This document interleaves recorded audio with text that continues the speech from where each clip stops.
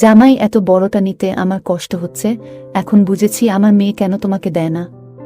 Hello বন্ধুরা, আমি তোমাদের জন্য আরও একটি নতুন ভিডিও নিয়ে হাজির হয়েছি। ভিডিও খুবই ইন্টারেস্টিং হতে চলেছে। আজকে আমি বলবো নিজের মেয়ের সংসার বাঁচাতে নিজেকে জামাইয়ের হাতে কিভাবে তুলে দিলাম। চলো গল্পটি শুরু করি। আমার মেয়ে আমাকে তার বাড়িতে ডেকেছিল, কারণ সংসারের কাজকর্মে তার কিছুটা সাহায্য প্রয়োজন ছিল। আমি সেখানে গেলে জামাই আমাকে খুব আন্তরিকতার সাথে স্বাগত জানালো। মনে হলো আমার মেয়ের থেকে জামাই বেশি খুশি হয়েছে আমাকে আসতে দেখে। যখন আমি রাতে বিশ্রাম নিচ্ছিলাম, আমার জামাই আমার পাশে এসে বসল এবং বলল, মা, আপনার মেয়ে আজকাল আমাকে কোনো সময় দেয় না। সংসারের দায়িত্ব ও কাজের চাপে সে সময় দিতে পারে না। সংসারের দায়িত্ব ও কাজের চাপে সে খুবই ক্লান্ত হয়ে পড়ছে। এখন আপনি আমার শেষ ভরসা। আপনাকে এখন আমাকে খুশি করতে হবে। আমি 40 বছর বয়সী একজন মহিলা। আমি আগে থেকে অনেক সুন্দর ছিলাম, যা আমি এখনো ধরে রেখেছি। আমাকে দেখলে কেউ বুঝতেই পারে না আমার বয়স 40। এই বয়সেও আমি সব সময় মডার্ন ড্রেস পরে থাকতাম। এই কারণে হয়তো আমার জামাই আমাকে অনেক পছন্দ করত। জামাই আমাকে অনেক ভালোবাসে। ফ্রেশ হয়ে মেয়ের পছন্দের খাবার রান্না করতে গেলাম, তারপর সবাই খেলাম। খাওয়ার পরে পূজা বলল, মা, তোমার হাতের রান্না খেয়ে আজ অনেক ভালো লাগলো। বলে রাখি, পূজা আমার মেয়ের নাম। জামাই মৃদু হেসে বলল, অনেকদিন পর এমন তৃপ্তি পেলাম, অসাধারণ রান্না হয়েছে। তখন পূজা হেসে বলল, মা, তুমি এত সুন্দর করে রান্না করো, যেন আমি প্রতিদিন তোমার মতো ভালো রান্না করি না।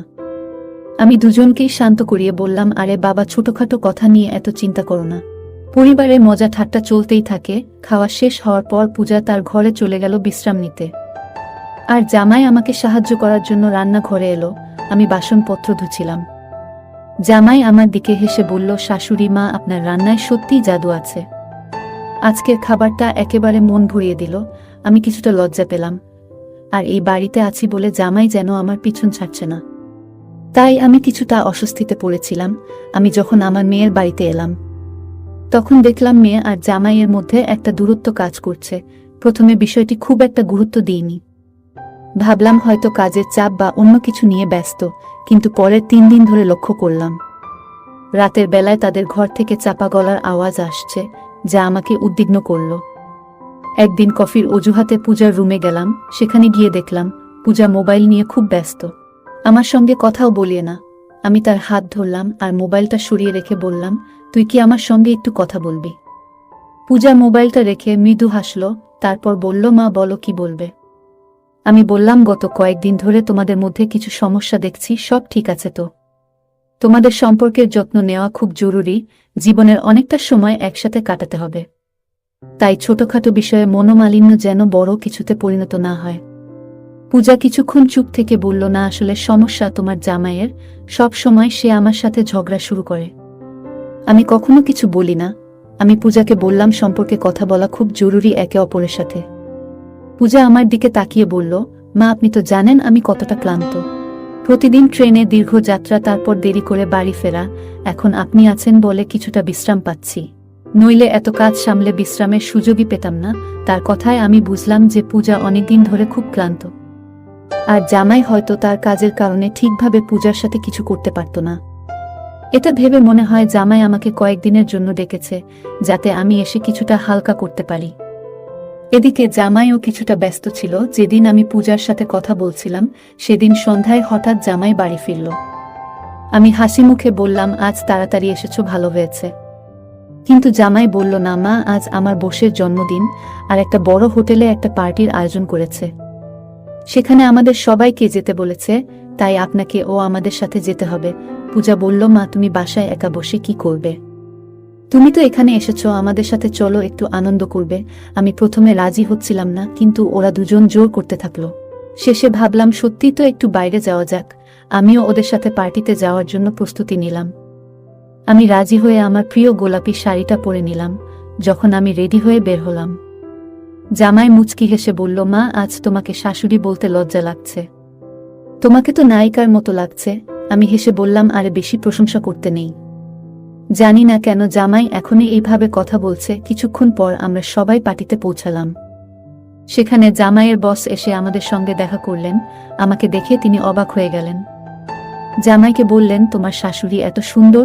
বসের কথা শুনে জামাই হেসে বলল, হ্যাঁ, আমার মা আসলেই সুন্দর। তার এই কথায় সবাই হেসে ফেলল। জামাই গর্বের সঙ্গে বলল, আমার মা সবসময় এই রকম। পার্টির কিছু সময় পর পূজা একটু বিরক্ত মনে হচ্ছিল। সে আমার কাছে এসে বলল, মা, এত সাজগোজ করার দরকার নেই, তুমি সব সময় সুন্দর, কিন্তু তোমার বয়স অনুযায়ী থাকতে শেখো।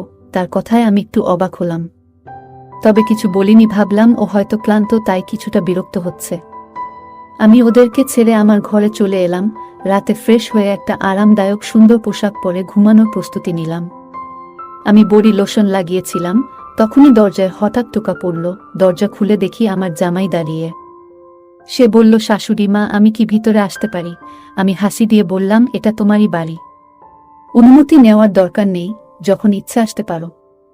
জামাই ঘরে ঢুকে মৃদু হাসি দিয়ে বলল, শাশুড়ি মা, আজ আপনাকে সত্যিই সুন্দর লাগছে। তখন আমি লোশন মাখছিলাম। জামাই বলল, মাঝে মাঝে আপনাকে শাশুড়ি বলতে লজ্জা লাগে, কারণ আপনি এত তরুণ দেখতে। আমি হেসে বললাম, এত প্রশংসা করার কি দরকার? তারপর সে বলল, আপনাকে আমি সবসময় পূজার বোনের মতো মনে করি।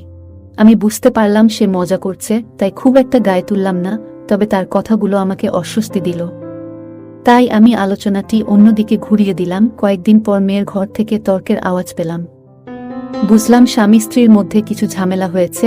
একটু পরে জামাই আমার কাছে এসে জিজ্ঞেস করল, শাশুড়ি মা, বিয়ের পর স্বামী স্ত্রীর মধ্যে কেমন সম্পর্ক থাকা উচিত? কিভাবে একজন স্ত্রী তার স্বামীকে খুশি রাখতে পারে? আপনার মেয়েকে একটু বুঝানা। আমি তার কথা মনোযোগ দিয়ে শুনলাম এবং বললাম, জামাই, সম্পর্কের মধ্যে বোঝাপড়া আর সম্মান থাকা খুব জরুরি। কাজের চাপের কারণে অনেক সময় আমাদের ক্লান্তি আসে, তবে তোমাদের দুজনের একসঙ্গে সময় কাটানো দরকার। আমি বুঝলাম যে আমার মেয়ে আমার জামাইকে হয়তো সময় দেয় না। তোমরা কিছু দিনের জন্য কোথাও বেড়াতে যাও, সব ঠিক হয়ে যাব।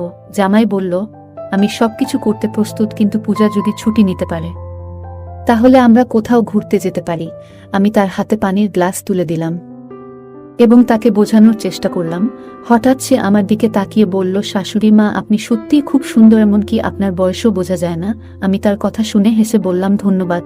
জামাই বলল, আমি কিছু ভুল বলছি না, সত্যিটাই বলছি। পূজা এখন ক্লান্ত থাকে, কিন্তু আপনি এখনো অনেক তরুণ দেখতে, তাই তোমার মেয়ের অভাব তোমাকে মেটাতে হবে। আমি বললাম, কিছু বুঝলাম না।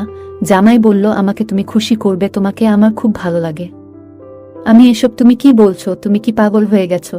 জামাই বলল, তোমার মেয়ে আমাকে খুশি করতে পারে না, তাই তুমি আমাকে খুশি করবে, আর যদি না করো তাহলে তোমার মেয়েকে আমি ছেড়ে দেব। আমি আবার একটা বিয়ে করব। আমি আর কোনো উপায় না পেয়ে রাজি হয়ে গেলাম। তারপর থেকে জামাই প্রতিদিন আমার কাছে এসে তার চাহিদা মিটিয়ে যেত। এইভাবে নিজের মেয়ের সংসার বাঁচাতে নিজেকে জামাইয়ের হাতে তুলে দিলাম। যাই হোক বন্ধুরা, আজকের ভিডিও এই পর্যন্ত। যদি আমাদের ভিডিওগুলি ভালো লাগে তাহলে লাইক, কমেন্ট এবং শেয়ার করুন। আর সবার আগে ভিডিও পেতে আমাদের চ্যানেলটাকে সাবস্ক্রাইব করুন এবং পাশে আসা বেল আইকনটি অল করে দিন। সবাইকে ধন্যবাদ।